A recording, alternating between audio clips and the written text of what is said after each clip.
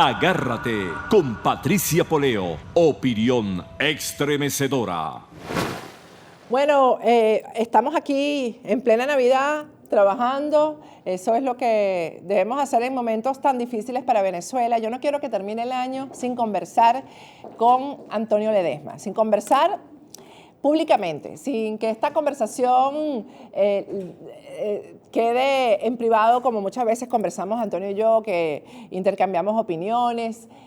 Ustedes saben el respeto que le tengo y pues muchas veces hemos dicho cosas que lamentablemente han salido tal cual como las hemos dicho, lamentablemente, porque una de las cosas que conversé con Antonio privadamente hace unos días es: ojalá nos hubiéramos equivocado, estaríamos todos en Venezuela en este momento pasando Navidades. Antonio Ledesma está con nosotros vía Skype. Buenas noches, Antonio, ¿cómo estás? Bueno, en pie de lucha, como siempre, Patricia, un abrazo para ti, para tu hija, para todo el equipo que ha luchado durante todos estos últimos años, convirtiendo a Factores de Poder en una plataforma sólida, con gran audiencia a nivel internacional. Y por supuesto también aprovecho siempre esta oportunidad porque sé que esto le llega a muchísimos venezolanos, estén donde estén, dentro del territorio, fuera de Venezuela, para decirles arriba corazones, ahora más que nunca hay que mantenerse en pie de lucha. Yo estoy seguro que esa dictadura va a caer, la vamos a derrocar, pero por supuesto hay que corregir errores y hay que aprender de estas vivencias de estos 12 meses que comenzamos en enero con una gran euforia y lamentablemente hemos cerrado el año con una gran frustración, porque si bien es cierto, tenemos un apoyo internacional encomiable, se logró movilizar a principios de año a la gente, se logró marcar una pauta que se resumía en los 3 puntos: cese de usurpación, gobierno de transición, elecciones libres. Si bien es cierto, se dieron avances con el tema de nombrar algunos embajadores, de rescatar algunas empresas del Estado.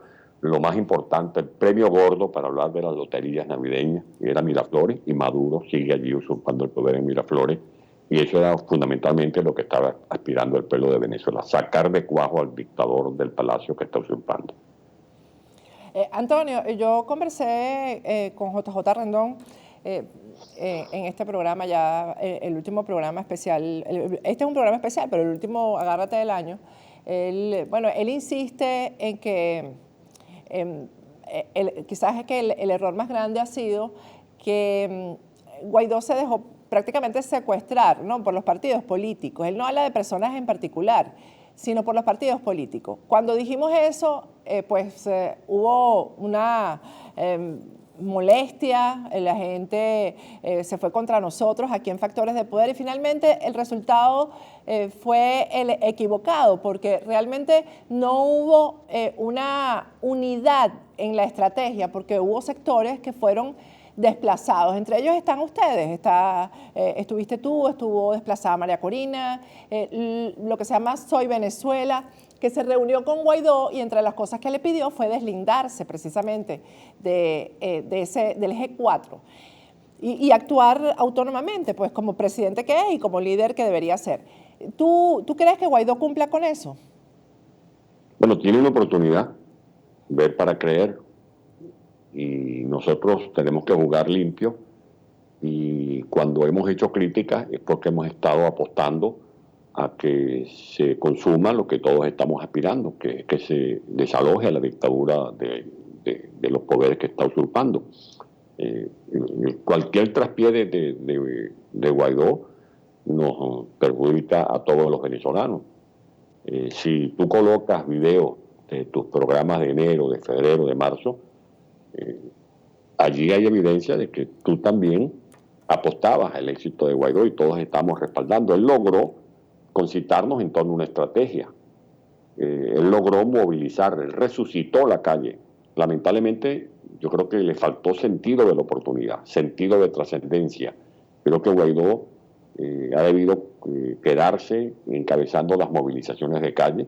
Yo sé que hay gente que dice, bueno, pero tú estás en el exilio. No estoy en el exilio, bueno, porque ustedes saben lo que yo viví. Yo no he tenido la oportunidad de encabezar estas cruzadas como la tuvo Capriles, como la tiene ahora Guaidó, y hemos reconocido que este es el momento de Guaidó. Ahora, cuando él se dio el cabezazo en Cúcuta el 23 de febrero y hubo rectificación a tiempo y luego nos metimos en esa aventura del 30 de abril y después del 30 de abril el régimen lo agarró como debilitado para imponerle el diálogo de Cúcuta, eso fue terrible. Se perdieron más de 4 meses y cuando nosotros advertíamos lo de Cúcuta, advertíamos lo del diálogo, no era porque queríamos hacerle críticas a Guaidó, era que queríamos que no siguiera, como yo he dicho, caminando por la acera donde está el perro con mal de rabia, porque el perro lo había mordido 2 y 3 veces, y para evitar que el perro lo volviera a morder tenían que cambiar de acera. Bueno, no cambió de acera. La estrategia que ha aplicado este año ha sido equivocada. Él no puede seguir con los mismos asesores, porque si sigue con los mismos asesores va a seguir reincidiendo en el error. Él no puede seguir siendo una pieza de un gobierno colegiado. O es presidente interino a plenitud, según el artículo 233, o simplemente va a ser punta de lanza de un grupo que lo ha venido controlando y creo que impulsándolo a tomar callejones que no son los más convenientes para la suerte de Venezuela. Cuando dices asesores, ¿te refieres, por ejemplo, a JJ Rendón? No, yo JJ tiene ahora la oportunidad de ver cómo influye para que uno, Guaidó, jure definitivamente como presidente interino y no como parte de un gobierno. Que Guaidó se quite lo que yo llamo la camisa de fuerza. ¿Qué es la camisa de fuerza? Un grupo de 4 o 5 partidos, esos pretextos de que tienen el control de la Asamblea Nacional, le imponen condiciones. Bueno, o él es presidente interino de todos los venezolanos, o es presidente de un grupo. Él tiene, como se lo he sugerido en privado, y después me he obligado a hacerlo en público, que él tiene que pedir liberación de disciplina partidista. Eso es muy importante. Y además él tiene que definirse si de verdad va a invocar el uso de la fuerza, porque lo que no puede seguir haciendo Guaidó es que un día dice que todas las opciones están sobre la mesa y después declara una semana después que sabemos algunos factores radicales que estamos pidiendo la fuerza cuando ellos están pidiendo la salida negociada o por la vía electoral. Él tiene que mandarle a callar la jeta a más de un colaborador muy cercano a él, que sale diciendo que vamos a transitar una vía electoral, que se está buscando un acuerdo con el régimen para nombrar nuevos rectores y hacer elecciones parlamentarias. Eso sería una locura. Hay que ser bien bolsa para creer que con un nuevo Consejo Nacional Electoral, pero Maduro manejando todo el circo, todo el tinglado, vamos a tener elecciones transparentes. Eso no se lo cree nadie. Y no me vengan con el cuento de que hay que cuidar los espacios. ¿Qué más espacio que haber ganado la Asamblea Nacional con 2/3 partes en el año 2015, en diciembre de 2015, y no se había terminado de calentar la butaca de los diputados en el mes de enero del 2016, y ya habían declarado un desacato a la Asamblea, desacato que aún sigue, aún cuando los diputados que acompañan a Guaidó recibieron con aplausos y con euforia y con alegría a los diputados del PSUV. Ese fue el peor negocio o uno de los malos negocios que ha hecho Juan Guaidó, porque se metió a los verdugos en su propia casa y se puso la soga al cuello. Antonio, pero eso a mí me parece que es no entender el país o no entender a quien está frente al poder en Venezuela, ¿no? Una de las cosas por las que yo te respeto muchísimo a ti es porque cuando ningún político se ocupaba de los presos políticos, tú estuviste desde el principio siempre denunciando eso y activando contra eso, ¿no? Ahí comenzó el problema, cuando se utilizó a la justicia para perseguir y precisamente la deformación de la justicia nos ha llevado a lo que estamos ahora. Y tú desde el principio, cuando teníamos el Frente por la Libertad de los Presos Políticos, después con el Comando de la Resistencia, siempre fuiste activo en este sentido, ¿no? Un hombre de resistencia, además de un político. Ellos están actuando...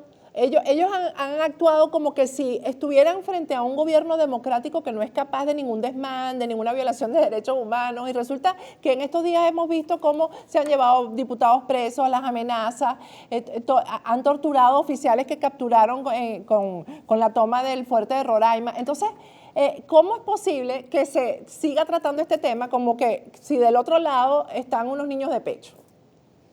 Fíjate, por ejemplo, lo del diálogo. Yo he dicho que cuando a ti te engañen, eso me lo decía mi mamá, mire, mijo, cuando usted no engaña a alguien, la culpa es de que lo engaña. Pero si esa misma persona lo engaña 2 y 3 veces, la culpa es suya, que por tonto se deja volver a engañar. ¿Cómo tú te vas a meter en un diálogo con estos bandoleros?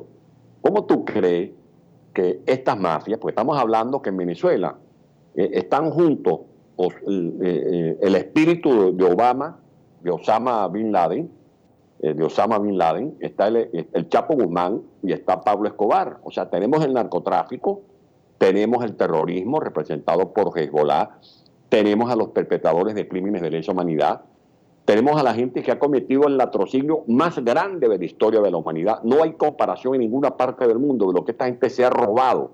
Estamos hablando de más de 400.000 millones de dólares, estamos hablando del oro que sacan diariamente. Pues, ¿tú vas a creer de verdad, en serio, que con esa gente tú ibas a lograr una transición arreglada el 30 de abril? O sea, con Michael Moreno, con Padrino López, que tiene años echándonos plomo, que es el ministro de la Defensa vitalicio. Bueno, en política no solamente tú tienes que prepararte. A mí cuando yo tenía 13 años me pusieron el libro de Montenegro, me daban lecciones de lo que era el marxismo, lo que era el liberalismo, lo que era el nihilismo, el anarquismo. Tú tienes que formarte, pero también tienes que tener habilidad, tienes que tener olfato político, astucia política. ¿Cómo tú vas a creer que esta gente iban a hacer una transición negociada el 30 de abril? O sea, los montaron en la olla. Y después que los montaron en la olla y los debilitaron, se aprovecharon de esa circunstancia para arrinconar a Guaidó y obligarlo a ir a un diálogo. ¿Cómo tú crees que si ya te han bailado como nos bailaron en el 2003 con Jimmy Carter, con Gaviria, cuando Chávez logró superar el trance del movimiento que hubo en abril del año 2001, el paro petrolero, nos metieron en el cuento de un diálogo, después nos metió Maduro en el cuento del diálogo de abril de 2015 para desmovilizar, de 2014, para desmovilizar a la calle, nos metieron en el diálogo con el Papa en el 2016, nos metieron en el diálogo en Dominicana, y tú vas a volver a caer en la trampa del diálogo después de que te han mordido esa culebra en varios mogotes, en varias oportunidades. Te vas a meter en el diálogo de 4 y 5 meses en Barbados. Cuando la gente me pregunta ¿cómo se sostiene Maduro? Bueno, se sostiene con las muletas de Barbados.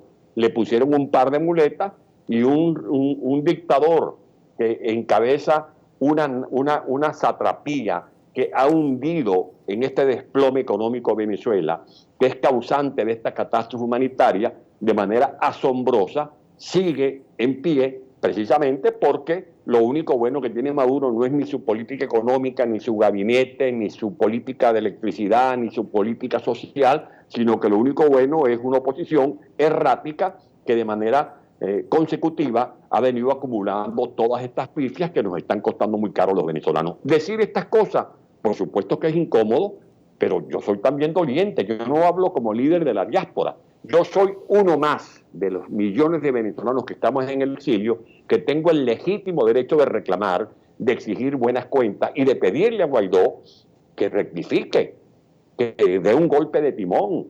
Él no puede seguir hablando de elecciones parlamentarias, o mejor dicho, sus voceros no pueden seguir hablando de elecciones parlamentarias. Eso sería un crimen, eso sería de verdad la patada histórica a un pueblo que ha venido luchando por lograr la libertad de Venezuela. Y eso es lo que quiere Maduro y los cubanos, sus asesores, meternos en otras elecciones parlamentarias amañadas, como fueron amañadas y viciadas las elecciones regionales, que fue la gran burla contra las víctimas del año 2017, que después que hicimos un plebiscito y después que habían asesinado a más de 130 muchachos en las calles de Venezuela, fueron a meterse en unas elecciones regionales que estaba cantado que Maduro las iba a controlar como le dio la gana. ¿Qué crees tú que venga para el 2020, Antonio, dado que no se sabe, en este momento no se sabe qué va a pasar con la elección de la directiva de la Asamblea Nacional? Te quería preguntar tu opinión, que ya la conozco, pero quiero compartirla con nuestros seguidores, de lo que pasó con la fracción 16 de julio, que no asistieron el día de la votación, el día que se votó, porque eso no se debatió, que los diputados que están en el exilio puedan votar de forma virtual. Esa fue una proposición originalmente de Richard Blanco y la viene haciendo desde mayo de este año. Y fue ahora finalmente cuando se tomó en cuenta la recomendación. Yo estoy de acuerdo con esa modificación del reglamento. Ahora bien, ¿qué ha ocurrido por lo que ha explicado el diputado Viallo Pirelli? Que a los diputados no se les presenta oportunamente el orden del día, que de repente se hacen modificaciones del orden del día, sobrevenido, sin que haya la comunicación elemental y necesaria entre miembros de una bancada parlamentaria. Esas son fallas de comunicación que hay que corregir. Pero es mentira que los diputados se retiraron de la Asamblea Nacional, que se haya querido parangonear a los diputados de la fracción 16 de julio con los diputados estos que están empastelados con las cartas de buena conducta. No, Para aquí nada. estuvo Los Luis Florido, por diputados no cierto. sabían. Luis Florido, no sabía. por cierto, estuvo tratando de insertar esa tesis y no hay manera de decir una mentira cuando los hechos fueron otros, ¿no? Eso es una cosa que, de verdad... Y además ha sido una conducta muy digna. El propio José Luis Pirela, que quisieron chisporrotearlo con el tema de la Comisión de Contraloría, el diputado Pirela vino a Europa a hacer denuncias muy específicas, no firmó ninguna carta, no es miembro de la Comisión de Contraloría, o sea, se aclaran las cosas a tiempo, como lo hemos querido hacer. Ahora, este tema de la incorporación de los diputados del PSUV, nosotros lo dijimos, y esto es muy odioso, que yo lo dije, no, es odioso, pero tenemos que recordarlo. Otros advertimos y nos opusimos, porque eso además es violatorio de la Constitución Nacional. Pero si vamos a la política real, a la política pragmática, tú puedes decir, bueno, vamos a llegar a un acuerdo. Se incorporan los diputados del PSUV, pero ustedes le levantan el desacato a la Asamblea Nacional. Eso no ocurrió. Bueno, ok, no le levanten el desacato, pero bueno, vamos a llegar a un acuerdo. Se incorporan los diputados del PSUV y ustedes cierran la Asamblea Nacional Constituyente, porque esas son las operaciones políticas en un dando y dando. Tú vas a Barbados y tú llevas una carpetita bajo el brazo, mire, yo quiero esta proposición, que me liberen los presos políticos, que se irán la constituyente, etcétera, etcétera, etcétera. Pero es que fuimos a ese diálogo de Barbados y lo único que salió de ese diálogo de Barbados fue la reincorporación de los diputados del PSOE a la Asamblea Nacional después que abandonaron esas curules por casi 2 años. Bueno, ¿qué negocio es ese, por Dios? Si tú me dices, bueno, por finalmente, pues ok, no le levanten el desacato a la Asamblea, no cierren la constituyente, pero por lo menos dennos algo, permitan que los diputados que están perseguidos en el exilio se reincorporen sin ningún tipo de apremio, sin ningún tipo de hostigamiento, tampoco. Entonces tú vas a meter, como yo he dicho, tú tienes el cumpleaños de tu hija y tú tienes un tío que sabe que ese tío y ese primo se emborrachan y cuando se emborrachan forman un escándalo en la fiesta y terminan orinando la torta. ¿Los vas a invitar al cumpleaños de tu hija? O sea, tú vas a meter en la Asamblea Nacional a casi 60 diputados que son los verdugos que han venido levantando la mano para allanar a la inmunidad parlamentaria a los diputados legítimos. Tú vas a meter, te vas a poner tú mismo la soga al cuello. ¿Qué necesidad había de tener estos tipos allí que han violado la Constitución Nacional para que ahora estemos viendo esta llamada Operación Alacrán, que estaba cantada? Están tratando de ver cómo rebanan a la Asamblea Nacional, cómo compran diputados y al que no compran le amenazan la mamá, la abuela, el hijo, el nieto, y al que no le amenazan el hijo le están buscando cualquier resquicio para abrirle un expediente, para abrirle un juicio. O sea, con esta gente podemos esperar lo peor. Hoy yo leí una declaración del diputado Stefanelli, a quien tengo como un hombre serio y muy honesto, de cómo le ofrecieron miles de dólares. Porque para esa gente, cuando alguien se escandaliza, bueno, caramba, ofrecieron $1.000.000, eso es como una propina que tú le puedes dar a un parquero en un restaurante. Esa gente tiene miles y millones de dólares. Y para ellos es muy importante controlar la Asamblea Nacional. De allí que hay que declararse en estado de alerta, hay que proteger la vida de los diputados que pueden ser víctimas de atentados, de accidentes prefabricados, etcétera. O sea, esta es una gente que está jugando sucio y esto es consecuencia precisamente de los errores de haber llegado a diciembre sin que se produjera el cese de la usurpación. Si no hay una autocrítica, bueno, yo llamo esto lo que aprendí en la universidad, la rueda de la vida. La rueda de la vida tiene 4 estaciones. Tú te tienes que preguntar, ¿qué está pasando? ¿Por qué estamos en diciembre todavía con Maduro del poder? ¿Qué está pasando? ¿Por qué? ¿Qué debemos hacer? ¿Y cómo lo debemos hacer? Ahora, si no hay una coalición de fuerzas, si Guaidó no entiende que María Corina Machado es una referencia que no puede tapar, como que pretende tapar torpemente con un dedo, si tú no entiendes que hay figuras a nivel internacional que pueden hacer un papel favorable para nuestra causa, como Diego Arria, por ejemplo, como Asdrúbal Aguilar, que son gallos que tú te los puedes jugar en cualquier plaza internacional y te van a dejar bien parado. Nosotros no estamos pidiendo embajada, no estamos pidiendo cargos, estamos pidiendo una pequeña cuota de responsabilidad. No se trata de que nos inviten vengan acá al acto para la tarima y una foto y todo el mundo pela el diente. Eso es embuste, eso no es unidad. La unidad tiene que ser de propósito. La unidad tiene que ser con una estrategia coherente. Lo que tú no puedes es estar burlándote de la gente, como que si la gente es bolsa y no se da cuenta que le estás hablando un día de cese de la usurpación y después estás hablando de una negociación con un régimen para ir a una elección parlamentaria, porque nos van a dar 2 rectores. Y tú con 2 rectores vas a resolver el tema de las milicias, vas a resolver el tema de los millones que usan para repartir bolsas de comida, vas a resolver el tema de los puntos rojos, vas a resolver el tema del registro electoral permanente, vas a resolver el tema de la dirección de identificación, donde reparten cédulas como repartí barajitas. O sea, por favor, vamos a ser serios. Vamos, esta es una hora en que tenemos que ponernos de frente al país. Aquí hay un déficit de liderazgo y de conducción. Y en eso es lo que le hemos dicho a Juan Guaidó, que tiene que actuar de verdad como un jefe de Estado. Pero un jefe de Estado no puede estar manejado tras bastidores, porque eso da muy mala impresión. Y él que ha asumido riesgo, él que de una u otra manera se la ha jugado, tiene todavía unos ahorros, unos dividendos, unos réditos de esa esperanza que nos alumbró a todos el pasado 23 de enero, y tiene la oportunidad de tocar nuestras conciencias, nuestra alma, que está abierta para ayudarlos. Y nosotros queremos ayudar porque queremos salir de Maduro de toda esta caterva de malandros que vienen desangrando y destrozando a Venezuela. Pero él tiene que poner de su parte, él tiene que dar el ejemplo.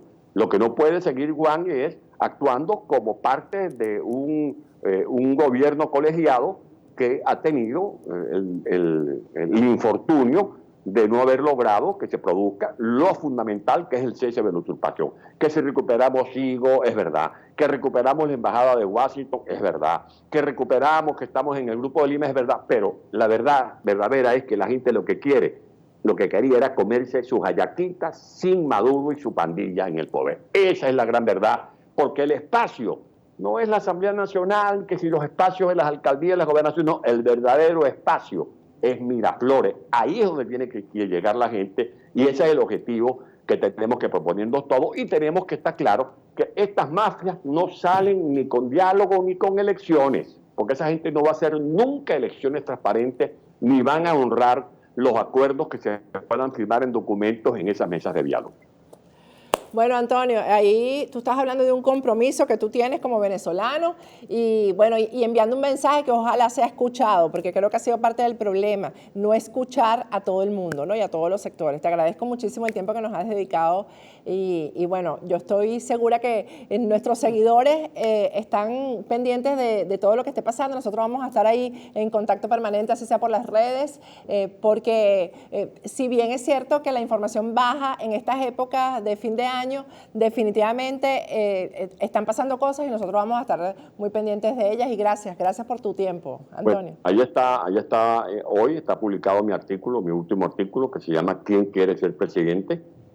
Ahí están en las redes, en mi Twitter, @alcaldeledema, es las proposiciones que le estamos haciendo a Juan Guaidó. Quien quiera asumir la presidencia de la Asamblea Nacional el 5 de enero, tiene que comprometerse a cumplir esa agenda de trabajo, no hay de otra. Es así. Un abrazo. Gracias, Antonio. Saludos a Mitzi. Bye. Con mucho gusto. Bueno, nosotros vamos a estar aquí, pendientes, ya saben. Nuestras redes, ustedes las conocen, y cualquier cosa que esté pasando, Factores de Poder va a estar ahí para informarles. Gracias por haber estado con nosotros en este programa especial con Antonio Ledesma.